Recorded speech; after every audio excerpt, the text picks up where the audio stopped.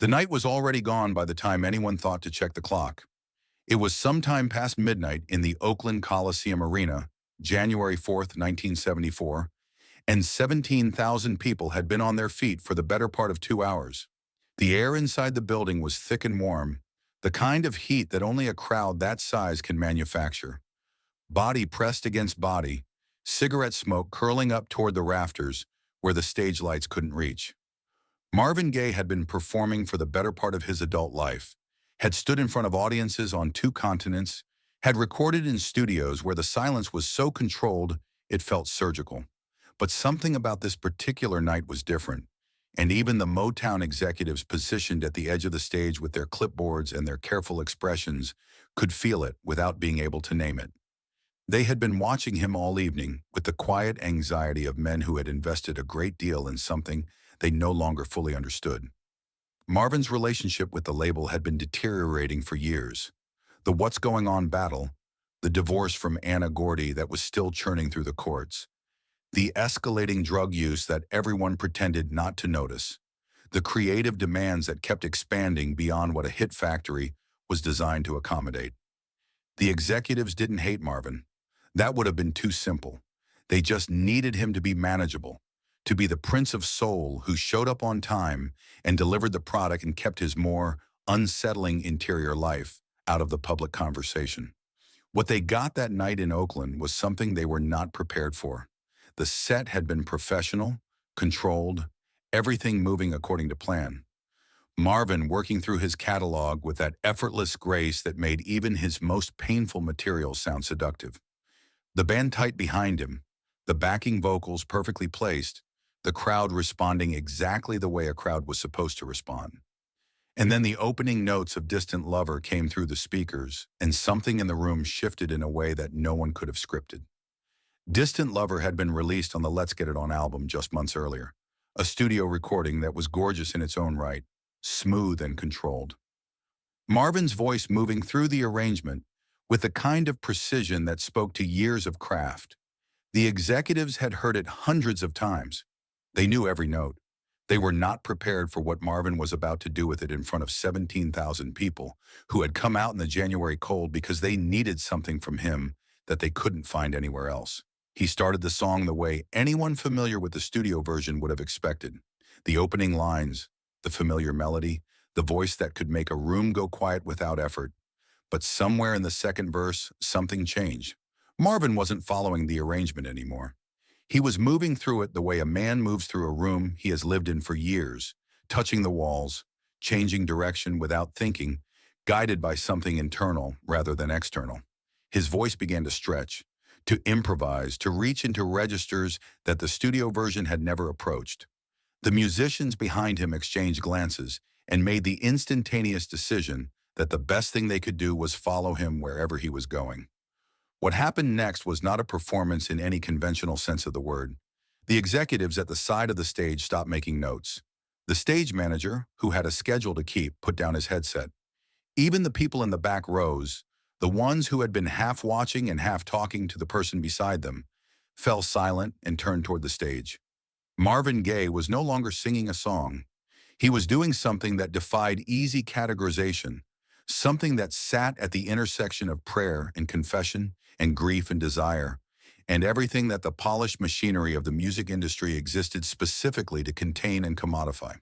His voice cracked on a note, and instead of correcting it, he let it crack, leaned into it, used it. He repeated lines that didn't exist in the recorded version, invented new ones on the spot, called out to the audience and received answers back in the form of sound that had no words. At one point, he turned away from the microphone entirely, and the crowd filled the silence with such collective intensity that the engineers at the soundboard sat with their hands frozen above the controls, afraid that touching anything would break whatever was happening. The song was supposed to run 4, maybe 5 minutes. It ran 7 and nobody left, and nobody looked at their watch, and the executives at the side of the stage stood with their clipboards at their sides and said nothing because there was nothing useful to say. This was the problem with Marvin Gaye from Motown's perspective. They had built a machine to produce hits, to manufacture emotion at a controlled temperature, to sell the idea of feeling without the messy reality of it. And Marvin kept exceeding the specifications. He kept doing things in front of audiences that couldn't be pre-approved or pre-cleared, things that made the business side of music irrelevant for 3 or 4 or 7 minutes at a time. The Distant Lover performance in Oakland was perhaps the most extreme example of this, a moment when the gap between what Motown wanted Marvin to be and what Marvin actually was became visible to everyone in the building simultaneously. The executives had a decision to make, and they made it the way they made most decisions involving Marvin. Carefully, defensively, with one eye on the balance sheet and the other on the potential liability. The recording from that night existed. The engineers had captured everything, every extended note, every improvised lyric, every moment where Marvin's voice did something that couldn't be planned or repeated. And the executives decided, with the kind of quiet institutional certainty that doesn't require a formal meeting, that releasing this recording as it was would create complications they weren't equipped to handle. The official reason given in internal conversations was technical. Sound quality, mixing issues, the usual language that record labels use when they want to make an aesthetic decision sound like a practical one. But the people in that building knew what the recording contained, and they knew that releasing it would invite questions they didn't want to answer. Questions about what kind of artist Marvin actually was. Questions about the gap between his studio persona and his live reality. Questions about what it meant that a man could stand in front of 17,000 people and do what he had just done, and whether the industry's job was to amplify that or contain it. So the recording went into storage.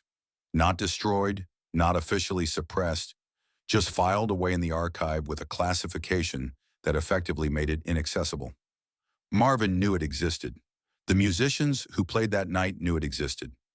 Some of the engineers who had been in the building made their own copies, kept them quietly, the way people keep evidence of something they witnessed that they suspect the official record will not reflect. And for years the performance lived only in the memories of those 17,000 people, and the handful of industry figures who had stood at the edge of that stage and watched a man exceed every boundary they had constructed for him. What made the Distant Lover performance so threatening to the label's careful management of Marvin's image was not just its emotional intensity, but its honesty. The studio version of the song was about longing at a safe distance, desire expressed within a formal structure that kept it contained and marketable. What Marvin did in Oakland was something else entirely. He used the song's framework as a starting point and then departed from it in ways that made the song's subject matter impossible to keep at arm's length. The longing became specific. The grief became audible. The voice that Motown had spent years positioning as smoothly aspirational suddenly sounded like it was coming from somewhere very deep and very private and not at all interested in being palatable. Marvin had been doing this his entire career, in smaller and less visible ways. The What's Going On album had been the most dramatic expression of it, the moment when he had refused to simply deliver what the machine wanted and had instead delivered what he believed needed to exist in the world. But the Oakland performance was different because it was live, because it was uncontrollable, because it happened in front of 17,000 witnesses who carried it home with them in their bodies and their memories and told other people about it in the way that people describe things they have no adequate vocabulary for. You had to be there, and most people weren't, which was exactly the point. The recording that Motown kept from the public was not a rough draft or a failed experiment. It was Marvin Gaye at the absolute peak of his vocal and emotional capability, doing something that the recorded canon of his work only partially captures. The studio albums show craft and intention in the result of a refined artistic vision.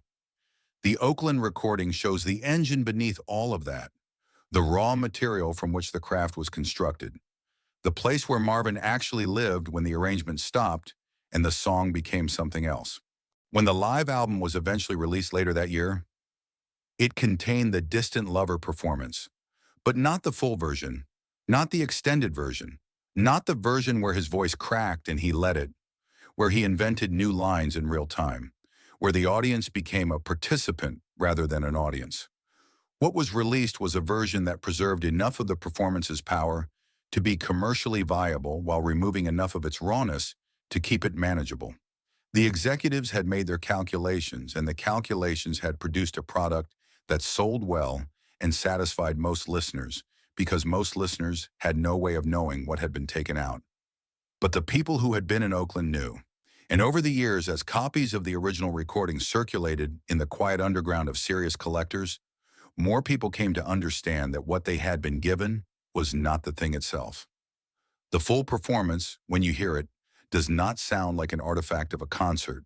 It sounds like a document of something that happened to a man when the last layer of professional distance between himself and his own interior life dissolved in front of 17,000 people, and he chose, consciously or not, to let them see what was underneath. Motown had built its empire on the idea that black artists' emotions could be packaged, standardized, and sold to a mainstream audience that wanted to feel without being disturbed. Marvin spent most of his career operating inside that system because the system had real power and real resources, and because he had real needs that the system could meet. But on that January night in Oakland, with the heat of the crowd and the late hour and whatever was moving through him at that particular moment in his life, he slipped the leash. Not dramatically, not with a speech or a confrontation. He just opened his mouth and sang the truth instead of the product, and the executives standing at the edge of the stage could do nothing but watch and wait for it to be over, and then decide afterward what to do with the evidence. The song ended eventually. Every song ends. Marvin stepped back from the microphone, and the crowd came apart at the seams, the sound rising and rising until it filled the rafters where the smoke had been curling all evening. He accepted it with the particular stillness of a man who has just done something he will spend a long time thinking about. Who knows the difference between applause for a performance and something more complicated than applause? The executives recovered their composure. The stage manager retrieved his headset. The machinery of the music business, briefly interrupted, resumed its operation. But something had happened in that arena that couldn't be undone. 17,000 people had been present for a moment when a man's voice told the truth without permission, and no amount of careful archiving could erase the fact that it had occurred. The recording exists somewhere in the archive, probably still, carrying everything that was in that room on that night. The executives wanted to protect an image. What they actually protected was proof that the image was never the whole story,